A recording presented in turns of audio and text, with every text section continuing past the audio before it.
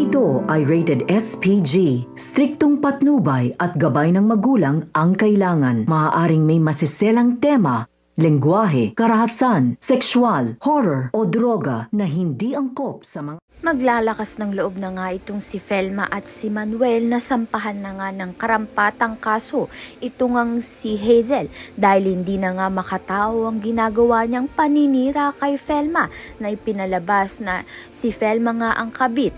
Napahiya na nga itong si Hazel dahil bumaliktad na nga ang kinukwento niya dahil si Felma naman nga talaga ang unang naging asawa nito ni Manuel. Nakipagkita nga itong si Hazel kay Manuel na inaakala nga niyang babalik na sa kanya ang ama niya. Subalit lingid nga sa kaalaman niya kasama nga ni Manuel itong si Felma kasama ng dalawang abogado upang sampahan na nga siya ng kaso. At dahil wala ngang sapat na pera itong si Hazel pangbayad nga sa abogadong magtatanggol sa kanya, may posibilidad na makulong nga siya at pagbayaran na nga niya ang mga kasalanang ginawa nga niya dito kay Felma at kay Manuel, pati na nga rin dito kay Jessica.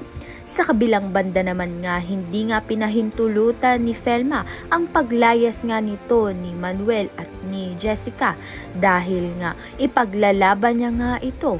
Kaya naman nga't yan at iba pa ang dapat nating pakaabangan. Maraming salamat sa iyong panonood.